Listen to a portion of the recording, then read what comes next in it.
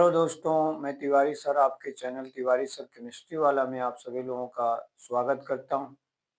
तो मुझे आशा है बच्चों कि आप सभी लोग इस समय बोर्ड परीक्षा की तैयारी में जुटे होंगे और कल आप लोगों की अ, पहले विषय की परीक्षा है, अर्थात हिंदी विषय की परीक्षा है। तो आप उसकी तैयारी में जुटे होंगे। तो मैं यही कहना चाहूँगा कि आप सभी विषय को बराबर समय देते हुए टाइम टेबल बनाकर तैयारी करेंगे तो सभी विषय में आपको अच्छे नंबर प्राप्त हो सकते हैं। और लगन के साथ, आत्मविश्वास के साथ तैयारी करते रहिए। तो बच्चों, आज हम लोग केमिस्ट्री में फिजिकल ब्रांच तो समाप्त कर चुके हैं और इस समय कुछ अभ्यास प्रश्नों पर चर्चा कर रहे हैं कि जो बोर्ड परीक्षा में आ सकते हैं। तो अब मैं आप लोगों को ऑर्गेनिक सेक्शन की तरफ ले चलता हूँ। और ऑर्गेनिक सेक्शन में जो पहला चैप्टर है बच्चों, उसका नाम आप सभी लोग जानते हैं, halo alkane and hello arenes. तो बच्चों, आज हम लोग यहाँ से जो प्रश्न संभावित प्रश्न बन सकते हैं उन पे अब चर्चा करेंगे। चैप्टर का नाम जो हम लोग अब आज देखना चाहते हैं बच्चों, चैप्टर का नाम है halo alkane and hello arenes.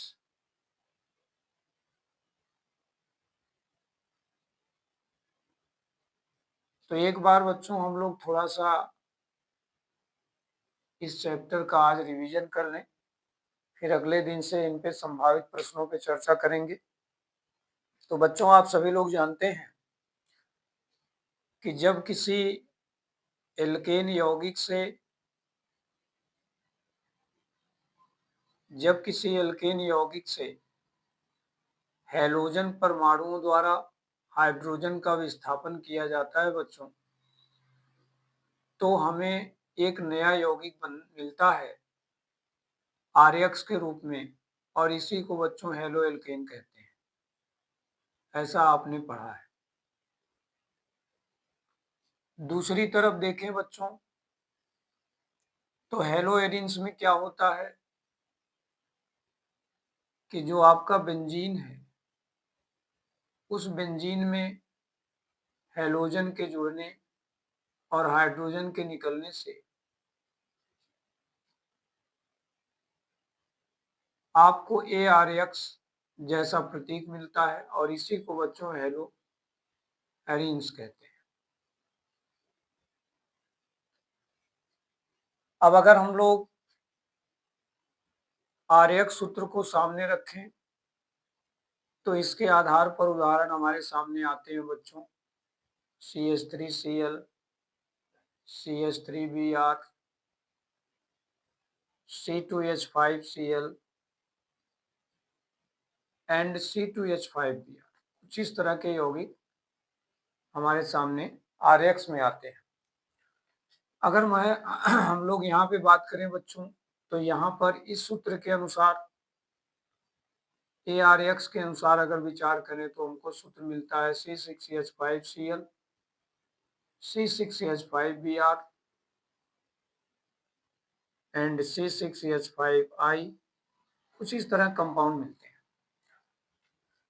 आप सभी लोग जानते हो कि ये जो यौगिक बन रहे हैं, इनमें से CH3Cl को बच्चों मेथिल क्लोराइड कहते हैं। इनका सामान्य नाम बच्चों मेथिल क्लोराइड, इनका सामान्य नाम बच्चों मेथिल ब्रोमाइड है। ये आप सभी लोगों ने पढ़ा है। इनका नाम एथिल क्लोराइड है बच्चों, इनको एथिल क्लोराइड पढ़ते हैं, ये भी आप जानते हैं। इसी तरह इनका नाम है बच्चों एथिल ब्रोमाइड। तो ये जितने भी कंपाउंड आप देख रहे हैं सब हेलो एल्केन के कंपाउंड हैं। दूसरी तरफ देखें तो इनका नाम बच्चों रखा गया है क्लोरोबेंजीन, इनको हम लोग क्लोरोबेंजीन कहते हैं, इनको ब्रोमोबेंजीन कहते हैं, इनको आयोडोबेंजीन कहते हैं बच्चों।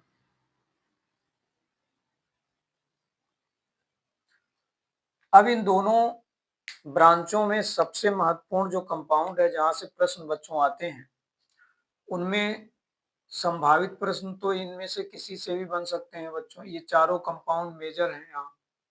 यहाँ पर ये चारों कंपाउंड मेजर हैं। लेकिन यहाँ पे अगर हम लोग बात करें तो दो कंपाउंड बहुत ही मेजर है जिन पे प्रश्न आते हैं बच्चों। एक है क्लोरोबेंजीन और दूसरा है ब्रोमोबेंजीन। इन्हीं पे आधारित प्रश्न हमारे सामने दिखाई पड़ते हैं बोर्ड परीक्षा में भी।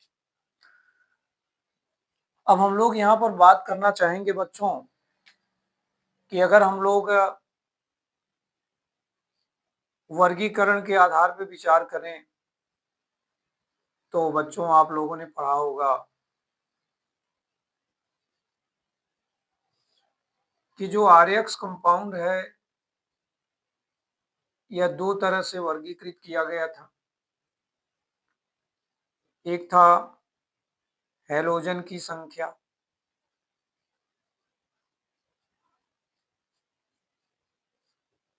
और दूसरा था बच्चों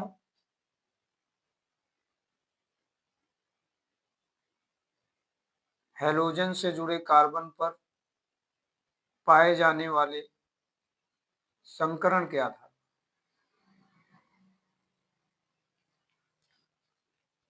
तो बच्चों आप लोगों ने ये पढ़ा होगा कि अगर हम हैलोजन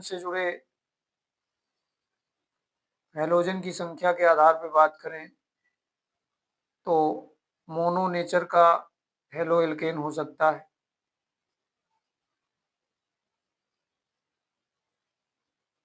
डाई नेचर का हेलो एल्केन हो सकता है बच्चों, और पॉली नेचर का हेलो एल्केन हो सकता है।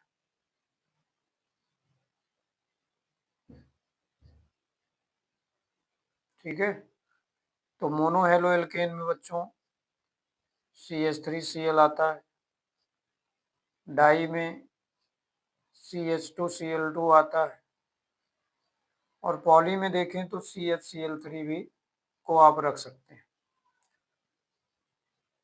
अगर हम लोग बच्चों संकरण के आधार पर बात करते हैं तो संकरण के आधार पर आपको sp(CX) मिल सकता है, sp2CX मिल सकता है और sp3CX मिल सकता है। ठीक है बच्चों, तो जैसा कि आप लोग जानते हैं कि sp(CX) तब होता है जब आपका हैलोजन जिस कार्बन से जुड़ा है वो अपने पड़ोस वाले कार्बन के साथ ट्रिपल बॉन्डेड हो। तो बच्चों यहाँ पर sp संकरण पाए जाने की संभावना बन जाती है। दूसरा केस देखा जाए बच्चों तो sp2 की अवस्था तब आती है जब हैलोजन से जुड़े हुए कार्बन डबल बॉन्डेड हो जाए। तो यहाँ पे बच्चों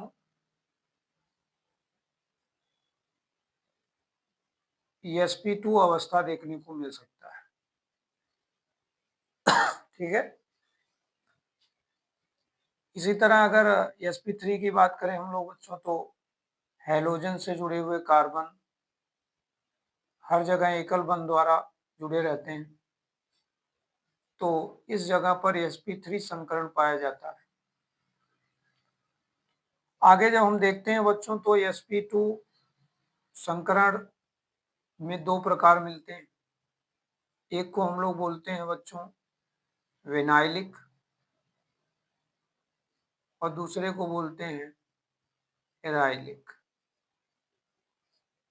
इसी तरह से अगर मैं sp3 की बात करूं बच्चों तो इसमें तीन प्रकार पाए जाते हैं। एक को बोलते हैं एल्काइलिक, दूसरे को बोलते हैं एलाइलिक और तीसरे को बोलते हैं बच्चों बेंजाइलिक। तो इस तरह से बच्चों आज हम लोगों ने हेलो एल्केन हेलो एरिन्स के कुछ इंट्रो के बारे में जानकारी किया। अगले वीडियोज में हम लोग इस चैप्टर से जो संबंधित महत्वपूर्ण प्रश्न हैं उनके बारे में बातचीत करेंगे बच्चों। तो इसी प्रकार आप लोग अपने इस चैनल के साथ जुड़े रहिए और बोर्ड परीक्षा की तैयारी करते रहिए। धन्यवाद।